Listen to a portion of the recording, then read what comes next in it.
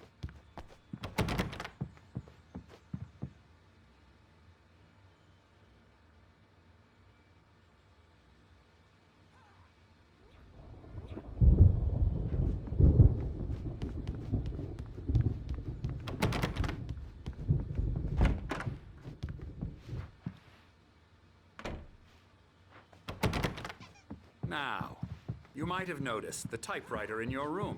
You've been writing as a part of the therapy. As soon as you feel up to it, you should continue.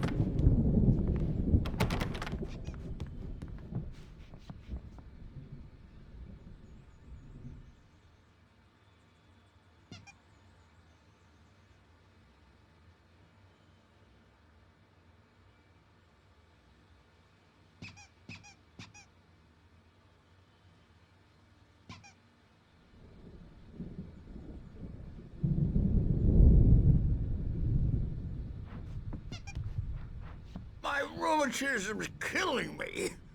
There's a storm coming. Oh, what a storm. I hope it wipes this place off the face of the earth.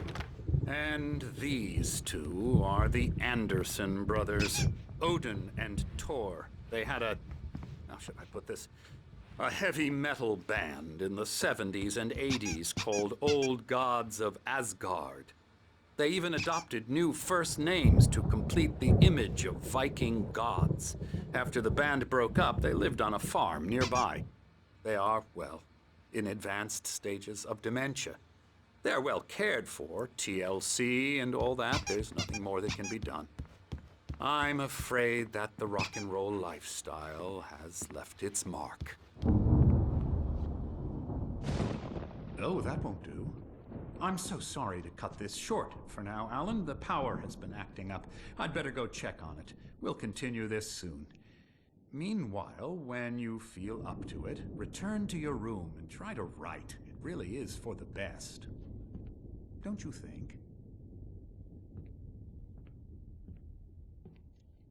I'd like to bash his head in with a hammer. Oh, he'd love to fish out our secrets, but he has no clue.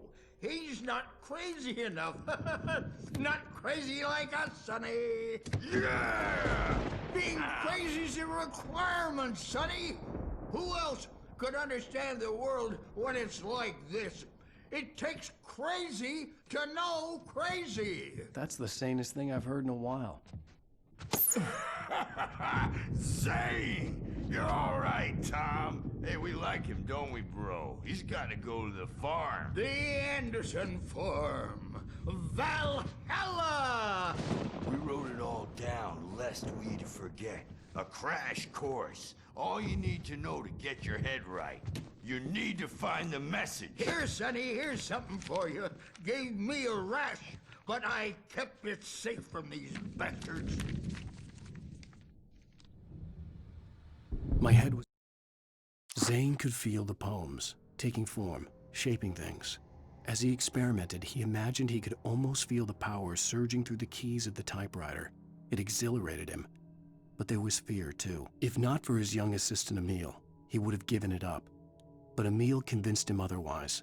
He too had a way with words. Clearing up, or according to Hartman, I was sinking back into the fantasy. I was convinced he was lying to me about everything. Crazy or not, the Andersons made more sense.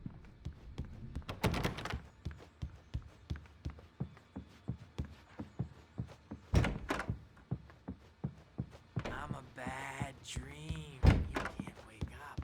You can't hurt a nightmare because all dreams are only imagination. They're only in your head and they're not there when you wake up. So you can't wake up because...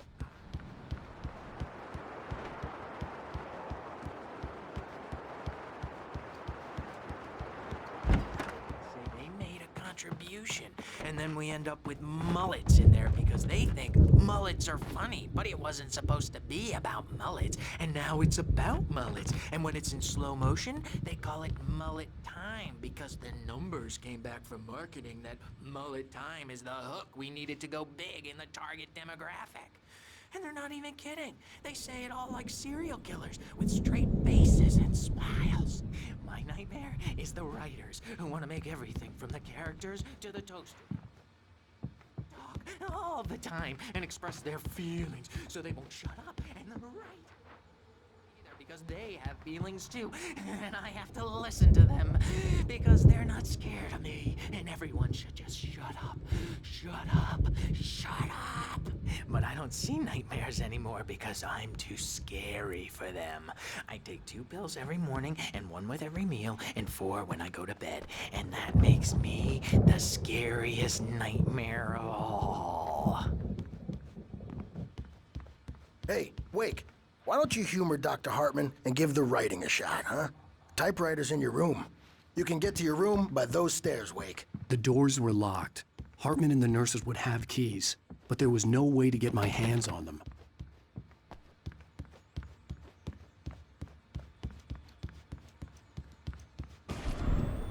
Something's wrong. I'm not myself. It's hard to think. There's a shadow inside my head. I can only focus on writing. Everything else is a blur. I'm trapped in this cabin. Have been for days, but it's always dark outside. My editor is real. I saw her again. She's not human. It's not human. A dark presence is wearing the old woman's face. She was covered in clinging shadows. There's a hole in her chest where her heart should be. I think I've made a horrible mistake. I don't think I'm any closer to saving Alice. It's been lying to me, using me to get the story it wants, and the story will come true.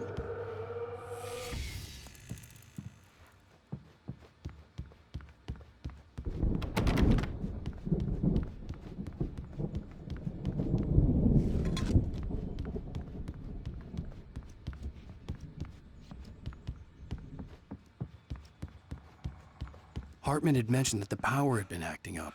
Maybe that was the reason for the generator and the work light on the balcony. Hartman wanted me to write. I knew I couldn't, but I figured I should just play along for now. It was the only thing I could do with Nurse Birch watching me like a hawk.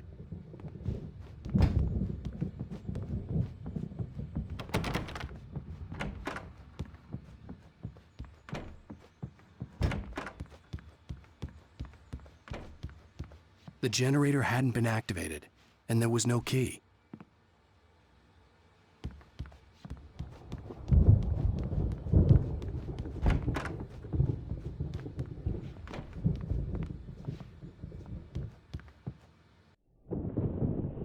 The white glare of the blank page in front of me hurt my eyes. My hands began to shake uncontrollably.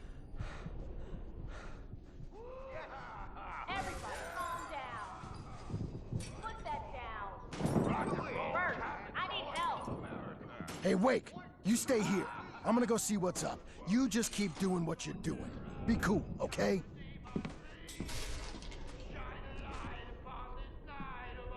I didn't know what the chaos was all about, but it could be my only chance of getting out of here. Where the hell did he get a damn hammer?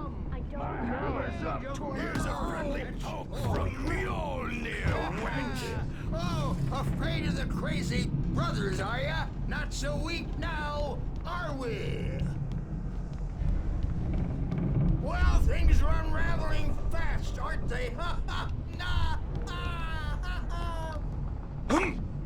Sinclair looked bad. That wasn't a love tap. The crazy old fart hit her hard. And if she was one of Hartman's goons, she had it coming. I could get the key to the office wing from Sinclair. Your destiny. I had to get to Hartman's office. He had taken all my manuscript pages. That's where he'd been keeping them. Maybe you could come out and beat our wrinkled adult diapered ass since you're so tough. The markings on the tape said they were recordings Hartman had made of the sessions with his patients. I saw Alice's name on one of them. For a moment, I couldn't breathe right.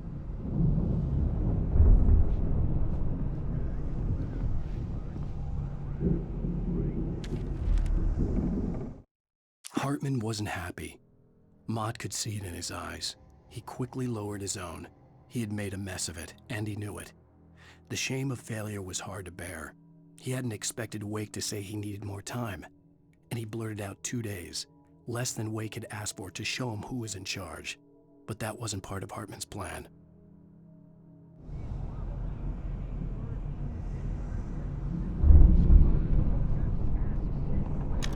Mrs. Wake, can you tell me about Alan's problems?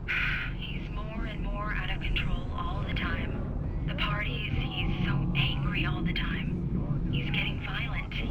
Do you mean with you? No, not with me. No, never. Sometimes I almost wish Alan would take a swing at me, because at least that'd lead to a conversation he couldn't just march out of. But no. Alan doesn't really sleep. And the work, well, he's not writing at all. He sits there for hours and just gets more and more frustrated. And I can't talk to him. Yes. Tell me, Mrs. Wake. What would you say to him if he'd listen? I don't know. I want to say, I look at you, and it's not you. Just some stranger who resembles you. Looking out from behind your eyes. And I don't like that guy much. And now it's all gonna go to hell. But you don't ever say this. No. I've tried, but he's not listening. He's too deep in his own problems, always going on about something else. I'm so afraid I'm gonna lose him, and we're not even talking anymore. He doesn't let me in anymore. He just keeps me in the dark. I'm so alone here, even when he's home. Please help me, Doctor, because I'm at my wit's end. Well, if you can just get him here, I'll absolutely do my very best. Yeah, but Doctor, you need to be careful with him. He's not just going to listen to you and cooperate. He's the most stubborn man I've ever met. Well, I'll be sure to bear that in mind. Hearing her voice, what she was saying made me happy and sick and guilty all at once. Worst of all, I recognized the words. The phone call from her. It had been a cut-up of this. Just a recording. Rudolph Lane's case is interesting. He was completely blocked, and frankly, I was about to discard him as useless. However, once Wake arrived and started writing, something changed in Rudolph. He's producing extraordinary work, increasingly dark pieces. Unfortunately, he doesn't respond to direction at all, and it's my belief that he's not so much a creator as an illustrator, perhaps, a recorder of sorts. I hadn't considered the existence of such a role before, let alone its implications, but the paintings he has produced are informative. At least he's easily controlled and useful. I wish I could say the same about Wake. It's frustrating that the best subjects are always so damn difficult to deal with.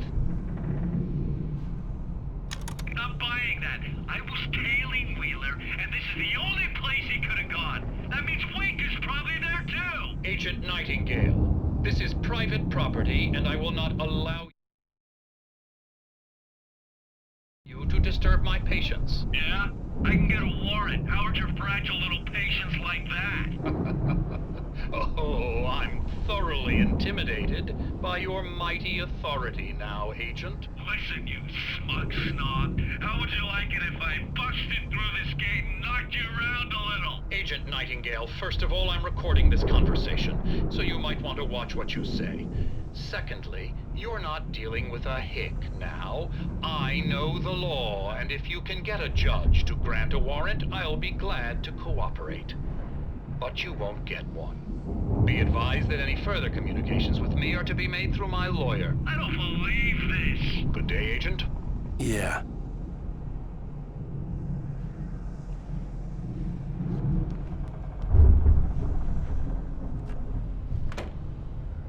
The photo on the wall caught my attention. In it, the clinic staff was standing outside the lodge. I knew the man next to Hartman. He was the kidnapper. Hartman had been playing me all along. Let me out of here! Hartman, do you hear me? I'm gonna chew your crazy quack ass to shreds! Seriously! Barry? Ow! About time! Barry, man, am I glad to see you. We need to get to Hartman's office. It's right next door. You okay? Yeah. I mean, no! The cops found me at Rose's trailer, but they didn't hassle me too much. I'm obviously a victim in this, and I demanded to be treated as such. Or else I'd sue their asses. Speaking of asses, that Fed gave me a real hard time, but I had no clue where you were. That guy's crazy, Al. but he let me go, and then I get a call from Hartman, that son of a bitch, who tells me you're here and I should come pick you up, but when I got here, 2 goons clobbered me and stuck me in there. What's with the cutout? I stole it from the diner to piss off Rose after what she did to us. That'll teach her. Yeah, that's a harsh punishment. Come on, pal, we gotta get going.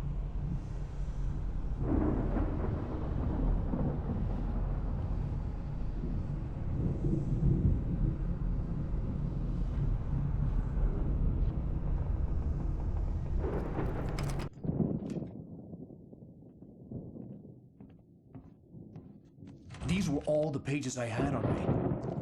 And more.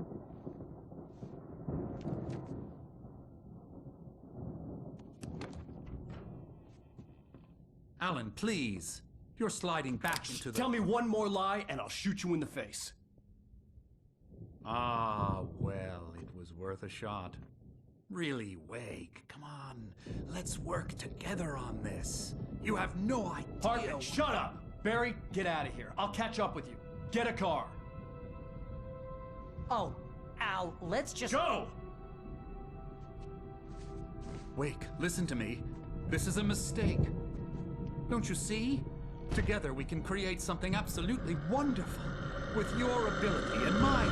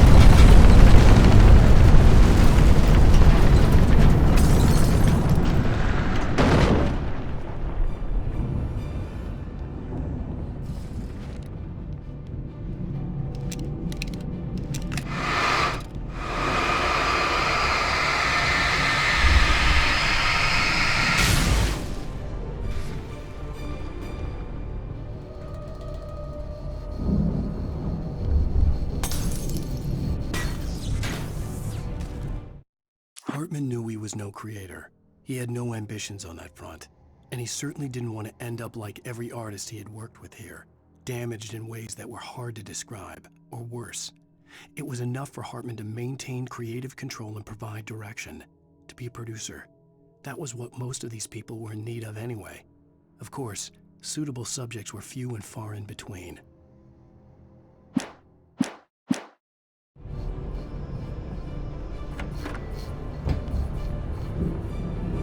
Most of us have felt its shadow on us. A shiver down your back, a glimpse from the corner of the eye. You can't find it on purpose, but take a wrong turn, or the wrong bus. You'll find yourself in a small town, Night Springs. Tonight's episode, The Doomed Samaritan. Sometimes, even the simplest things prove impossible. Consider, you get in a car and leave a life behind. Easy? Not tonight. Thanks for the ride, Mark. I'm so glad to be leaving this place. You have no idea. What, Night Springs? Come on, Linda, relax. It's not that bad. Hey, what's that up ahead? Oh, God. There's someone in the road. I think there's been an accident.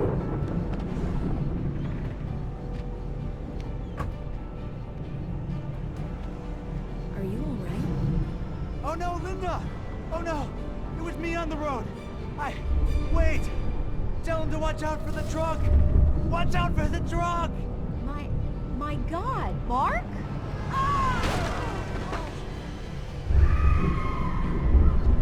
No,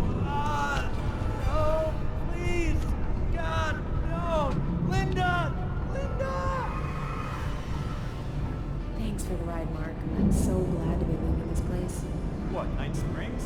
Come on, Linda, relax. It's not that bad.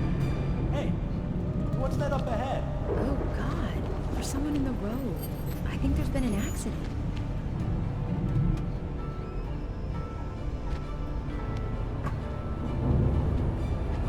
Are you all right? Oh no, Linda! Oh no! It was me on the road!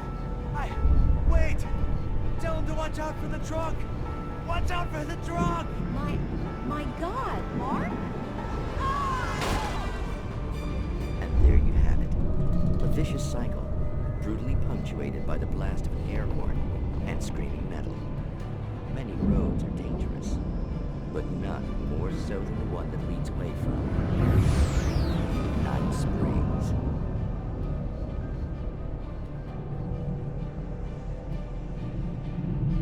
Magic, parlor tricks, smoke and mirrors. But for some, magic is more than that. It's a way of working the secret machinery of reality itself. And more than one member of that Eldritch Brotherhood can be found in Night Springs.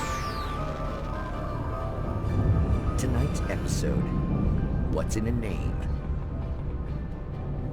We find an old man standing on an old, rusting, derelict bridge, leaning his bony frame against the cold steel. And though he looks idle, he is hard at work. His young apprentice attends to him, as good apprentices do. Yes, yes. Coming along nicely. Don't you think, boy? Yes, Magus. Sir, we've been getting some complaints. Are you defacing the bridge? Oh. No, I wouldn't do that. Sir, I can see the screwdriver in your hand and the scratches on the steel beams. You've been spotted doing this all over town. Yes, I have been very busy, but I'm no vandal, officer. Exactly what are you up to, sir? He's writing his name on the town. The youngster is correct. I'm writing my name, my whole name, the entire and complete description of my soul on the town. I'm almost done. Yeah? Well, all I see is an old man tagging public property. Oh, I should bow down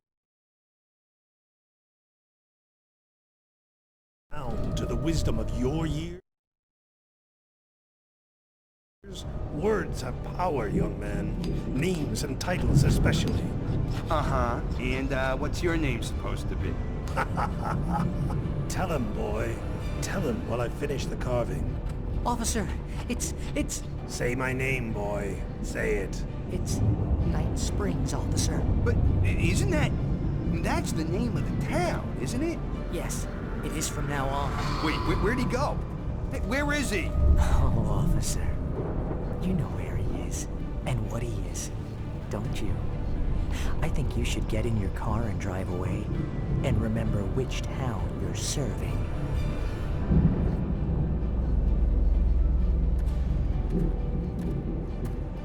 Your will be done, Magus. Ah, yes. There are too many little towns to count, all of them with some little magic of their own. But some towns have more personality than others, and none more so than Night Springs.